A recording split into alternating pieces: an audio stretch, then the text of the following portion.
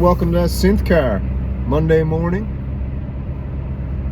on the way to work, and I was sitting down having a coffee, thinking about the state of the synth union. So that's what I was thinking about talking about this morning on the way. State of the synth union. Like, we got Moog, we got Oberheim, we got Korg, Arturia, Behringer, however you want to say it. We got some smaller companies like Dreadbox. You got the whole modular scene, which is out of my realm of expertise. I don't have any expertise, actually. I just love talking about synthesizers, and for some reason they just fire me up and I love it. But we got all these companies, sequential, that, I don't know, is it me? Is it just me, or does it feel like Behringer has kind of thrown a blanket over all the other companies? And I think it gets into the heart of content as a whole on the internet, and this whole lo-fi era we're going into. And by lo-fi, I mean quantity over quality. And that's not to say that if you put out a lot of quantity that it ain't quality stuff, but it just seems today that there's a lot more people just want to see things a lot, maybe, I guess. And I think where a lot of people are cutting the cord to cable, they're used to their weekly episodes of this, that, and the other, whether it's Friends or daily episodes of news, or, you know, Netflix binge watching. I mean, if you're a synthesizer company and you're gonna put out one video a month, that's cool too. But I mean, you're hard pressed, I think, to keep people motivated and interested. I could be wrong, but I just feel like everything these days is all about media. And one thing Behringer does is they put out a lot of media, whether it's Facebook posts, whether it's teaser videos, whether it's updates on the synthesizers that they're making.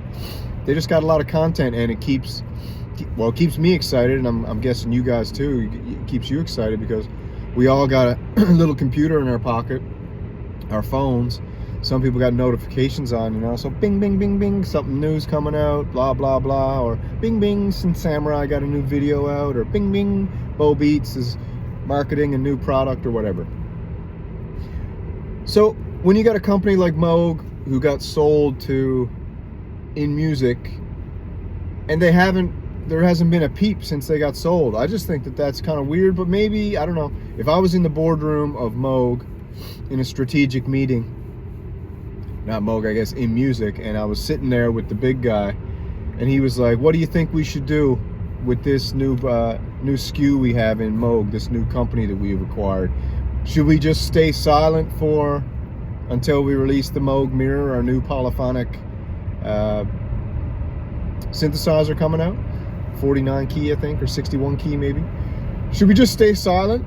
If I was sitting in the board meeting, I'd be like, I don't think so. I think we should be doing constant updates. I think we should be doing, like, if you've ever watched the UFC, they do a series called Embedded. And UFC, as far as sports goes, is social media wise and marketing wise, is the top of the top. So before every event they'll have something called an Embedded episode, which they go in and follow the fighters around. They go to their homes, they go to their training camps. They also show, like, the behind the scenes shots of how the company works and all that stuff. I think if I was Moog, I'd be in that board meeting and I would say, why don't we do like an in real life, an IRL style campaign now in the build up to our new synthesizer release?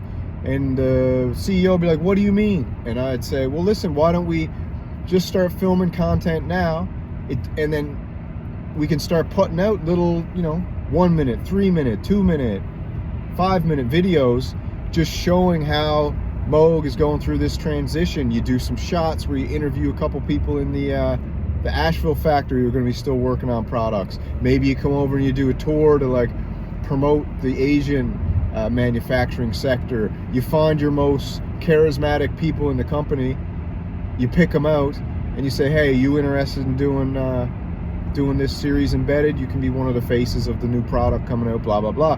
And it would just get the people excited. And you don't even need to do any teasers or nothing, but you know, you can do some teasers. Like the UFC, every once in a while they'll do an embedded episode or an interview, and you'll have the CEO sitting there, and behind them there's a board that has some fights on it, and it's kind of blurry. They got that blurred out effect. But then people on the internet like us will do up a stir and be like, oh man, did you see the 6 names they had on the board for that new synthesizer? It was the Moog Mirror, it was the Moog Labyrinth, it was the Moog blah blah blah. And then we all create a stir and create interactions on their posts and stuff like that. So I think a lot of these synthesizer companies are just, they're in the dinosaur era. They're not tapped into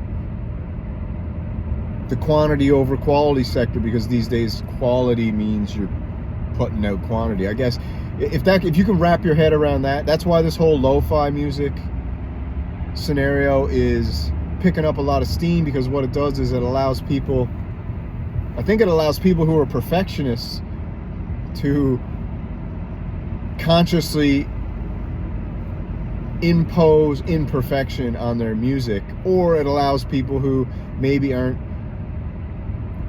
into spending years on making a song to just put out a song that has like a, you know, they don't want to spend years mastering it and doing it, so they just put out a lo-fi, hour-long lo-fi YouTube track that people can listen to when they're studying, and it is quality because they put time into it, they put effort into it and put it out, and people like it. So the whole idea of quality, you can't have quality if you're putting out too much quantity. That's true and that's false, because we're in a totally different era of media. So anyways, back to the point. So you got companies like Moog, I think, are missing a huge opportunity now. There's a huge lull in time.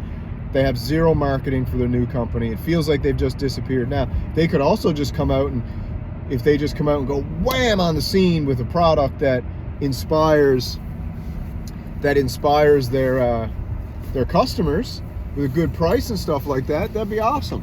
But I just don't think they're doing it. I don't think they're going to put out a product that brings in a lot of new customers. From what I'm hearing from people on the ground, they're going to put out a product that just goes right back to their old days of, you know, $5,000 synthesizers. And I guess maybe they'll just stay in their lane of producing something that competes with sequential, groove synthesis, and Oberheim. So maybe that's what they'll do. But anyways, you got a company like Arturia who puts out absolutely awesome products. The Polybrute, one of the best of all time. Then they got the Wicked controllers. They got the KeyStep Pro, which is awesome. Also, they just don't put out enough content. So I don't know if they can't. The thing is like, people think that you need a ton of money for marketing these days, because they're missing the point that marketing these days is quantity. You want to be you want to be on people's screens as much as possible, and you don't need a lot of money to do that these days. You got like this new camera called the Pocket 3, which I'm thinking about picking up. Go look it up if you get a chance. It's called the Pocket 3 handheld camera for live streamers and vloggers and creators. If you have one of these things in your company, you can create $1 million marketing campaigns with one person by himself, because this camera is so high quality. It's a gimbal, it's got tracking. Just go have a look at it and watch a video. I don't want to get into it because we're talking about synthesizers, but go check it out. It's like $660 for a creator package of for this camera. And I'm telling you, if Arturia bought this camera, Moog bought this camera, their whole marketing department would absolutely be revolutionized, because now they could be creating content all day, every day. And if they want to pay some editor from, you know, don't get me wrong, overseas to edit their stuff, they can do that for very cheap too, you know. Or they can just edit in-house, because everybody can edit stuff these days. And like I said, people, this is just me. You tell me what you guys think. I prefer raw content. That's why I like bedroom musicians. I like watching people playing synthesizers on the raw with no edits. I think you guys might be into that too.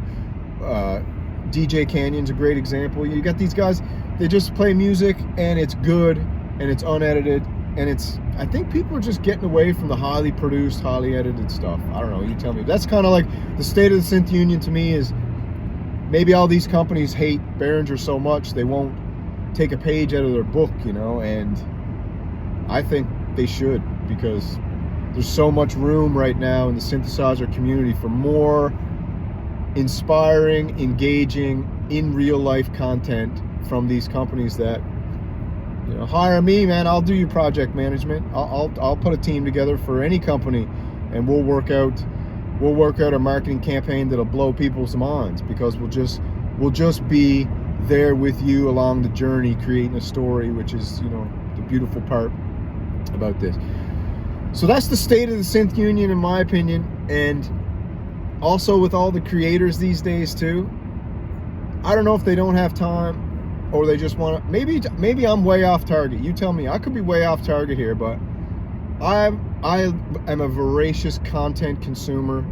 I love it. I don't have a TV. I don't watch TV. All I do, and this is all I do, I watch MMA fighting. I watch videos on how to fight. I watch people fight, and any combat art, it doesn't matter. I love it all. And I watch synthesizers and people playing synthesizers, talking about synthesizers, making synthesizers, and I'm just learning. I'm a baby in this synthesizer game, and we got such a cool community at Samurai Nation that sometimes I'll go read a post and I feel like I'm sitting in a classroom with a PhD in synthesizers. So it's such an honor to have you guys here along the ride. We're in it together, and we're sharing so much stuff together. It's super cool, and that's what makes me want to do these morning drive shows. Even if not many people watch them, I enjoy them, and I hope you guys enjoy them too. So anyways, that's that synth car for today. Enjoy your afternoon. It's Monday, and we'll be back. This is the state of the synth union. Let me know what you think. Don't forget to like and subscribe. So